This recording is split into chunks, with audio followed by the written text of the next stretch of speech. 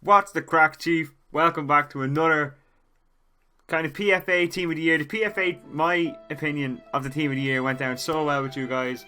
It's got a lot of views, not so many likes, a couple of dislikes, but again, it was only in my opinion. So I'm actually going to do another one of these, but this one, as you can tell from the thumbnail, it's going to be the worst players of the season. Now, I know realistically I could probably put in a team, just make this whole 11 just Aston Villa players. I know I could do that, but I'm not going to do that. I'm going to do it the way I'm kind of basing it on players that I had high expectations for. Obviously, there will be a few Villa players, because a few Villa players deserve to be in here because they had such terrible seasons. And yeah, so let's just get straight in. So, goalkeeper position. Now, I was actually... Oh, that's right back. I was actually thinking of this one myself, and I was like, who can I put in goals that had a bad season? Like, check. For a player of his calibre, you'd expect a better season from him, yes. But at the same time, he didn't do that badly, in my opinion. So, because of how bad his team was, Brad Guzan, because he had some absolute nightmares this season. Him and Aston Villa deserve to be where they are. And I'm not saying anything bad to Villa fans. You all know Villa are a bigger club than the majority than some of the teams that are actually in the Premiership. And to have players like Joleon Lescott playing for their team who just have they don't care for the club in any way, shape or form. And if you ask me, that's completely wrong. And I completely disagree with it 100%. And I'm glad Villa have got relegated, because some of the players in that team are just there to get paid. And that's completely fucking wrong. Now, to the right back position.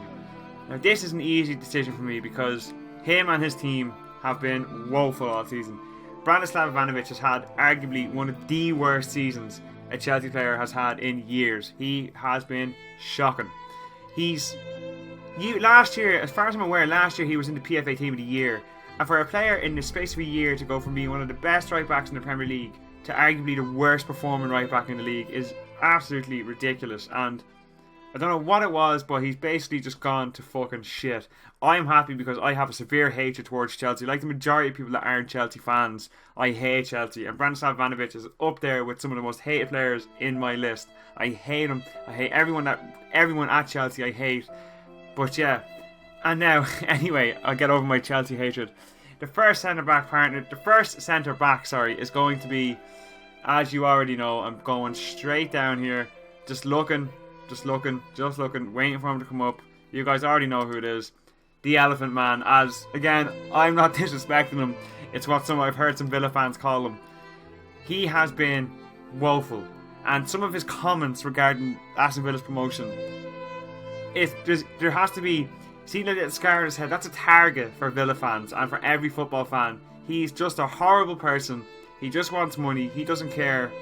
My whole Elgato is making my screen go green. There we go. Yeah, he doesn't care for anything regarding the club. He just wants to get paid and get out. And I'm delighted he's got relegated. And I hope to God he stays in that championship. And if not, he goes further down because he deserves it, because he's a prick. Now, our other centre back, for me, it's a tough one because I'm actually going to pick Otamendi. Now, again, this is only in my opinion. But the reason I'm picking Otamendi is because Otamendi has looked good recently, and he looked good last night in regarding the Real Madrid game because he had his captain beside him, who without company, City are terrible. You've seen what this man's done all season. He's reckless. He scored some goals, yeah, fair enough, but for a player of his stature, he was one of the best players in La Liga last year, and he just has not performed up to his name this season, and it's disgraceful. And I just think he definitely deserves to be in the worst team of the year, in my opinion. Anyway, moving on further to the fullbacks. Now, it's tricky to say because there's been a few players that have played well and haven't played well and done this and done that. But again, like, I'm looking at this team and I'm looking at the choices of left backs, and there's very little to choose from, really. So, who are we going to pick for the worst left back of the season? I think, it's tough, guys. It is tough. I'm actually going to pick Alberto Moreno. Now, again, fans of Liverpool may disagree with me, and that's absolutely fine. This is only in my opinion. I think Alberto Moreno he can show glimpses of being very good, but at the same time, I don't rate him as a fullback. For me, a fullback is someone who can both defend and attack. And in my opinion, Alberto Moreno cannot defend for fucking shit. He has been awful. And again, it's not because I'm a United fan. Don't worry, there is United players going into this team too. Don't worry. But yeah, Alberto Moreno definitely deserves to be in here. Now, for the right mid, I'm going to pick a left mid. And if you guys know FIFA, you already know who it is. Eden Hazard has been non-existent.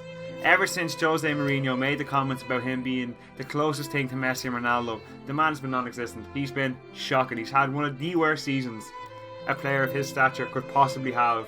And it's a shame because he's so loved. He's such a good player. Everyone knows how good he is. But whatever Mourinho said, whatever Mourinho did to him, he just fucked him up. And he's just been woeful since. And it's like I said, it's a big shame because a lot of people are big fans of Eden Hazard, including myself. And it's just a shame to see him go so low. And then in the centre mid spot, again, this is kind of a tough one, but I am going to pick Snaky Delph. A lot of you people don't like him anyway, so it's easy for me to put him into this team. But I know he was injured. If you ask me, he should have stayed with Aston Villa. I think it would have been a smart idea for him to stay at Aston Villa because him and Benteke could have both made it with Aston Villa and kept them alive. But he decided to go to City. He decided to chase the money like the majority of people do these days. And it backfired in my opinion because he's not a regular feature in the team. He's not good enough to play for Man City. And overall, I don't think he's played that well either for City. So he definitely deserves to be there for me anyway. And then the other centre mid spot, again, it's tough because you could say some of the lower teams have played badly and some of the lower players have played badly in them teams, but it's hard in a sense because like so many of the small teams, you're not expecting much from them anyway, so to see them underperform it's I don't know, it's hard to kind of to say, but it's just some players you expect so much from and they don't give it to you, and it's just a shame. But that's just, I don't know, it's weird for me. I don't know, it's hard to explain, I suppose, but I'm going to go with Alex Song. Now, for you West Ham fans, I think I rate Mark Noble and Cheku Kouyaté so highly. I rate them so highly, but I just think Alex Song, for a player of his quality that played for the likes of Arsenal, he played for Barcelona, he came into West Ham to try and consolidate that midfield, and the man can't even get a look in. Like, he's terrible. He's been so bad. He offers nothing to the team, and he's going for the Edgar Davids look lately, and it looks fucking stupid. He looks like an idiot, in my opinion. But he definitely deserves to be in this team. And at left mid, oh, he's a left winger, sorry. In left mid, we're going for, like I said, there is Man United players in here, and I will not shy away from naming and shaming them because this man has been woeful all season. He has been such a letdown. Like, as a United fan, I heard all the hype about him. He's this, he's that. I was like, oh great, a new fucking up and coming star, he's going to be fantastic for United. My god, how wrong was I? He has been shite. He had one good game against fucking Midtjylland he played well against. Played shite every other game. That's what his man in the match card is for one fucking good game. In the Europa League, as a Man United player, you'd expect someone to grab that game by the scruff of the neck and fucking wreck Midtjylland, which they did. But that's the only time we've done it, and I'd love to see him exit Man United. I'd love to see him leave Old Trafford because he offers nothing to the team, in my opinion. He's been horrible all season. Now up front, again, remember this is only my own preference, and up front, a lot of people may agree with me that Christian Benteke definitely deserves to be up there. He has been a big money signing in a sense. Like Delph, he left Aston Villa. Good call from both the players in fairness, but he hasn't performed too well. He scored a cracking goal against Manchester United. The overhead kick was beautiful, don't get me wrong, but his performances have been way below par, and it's not what Liverpool fans or Benteke fans expect. And to be honest with you, I can't even see him playing for Belgium in the Euros this year because Lukaku's on form. They have that Bashuta guy, I can't actually pronounce his name, in the French league. Is he in the French league? Don't know where he's actually playing, but they have him too. So I could see Benteke basically just sitting and warming that bench up all day long.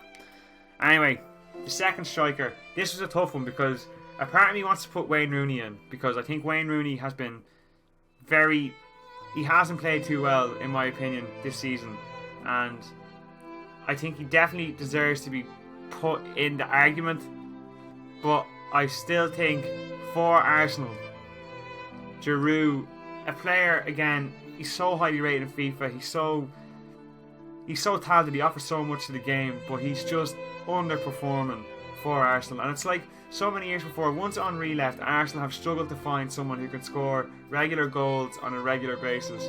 And again, Giroud is definitely in that category. He can't seem to put the ball in the back of the net lately, and it's a shame because, like I said, he's a good player, and for me, he's not even going to make the French squad. Even though Benzema's out of the French squad, he's not going to make it. And like I said, it's a shame because he's a good player. I do rate him highly, but it's just one of those things.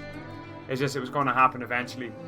But yeah, so there you have it, guys. There's my kind of worst team of the year, and I hope I've explained in detail why I feel some of the players have been disappointing.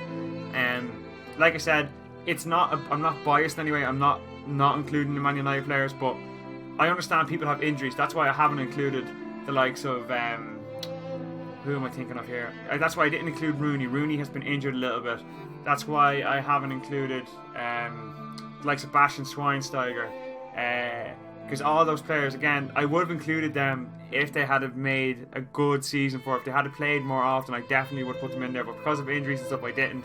I put Memphis in there because I really want everyone to know how a United fan feels about him. I think he's terrible. I do not rate him at all.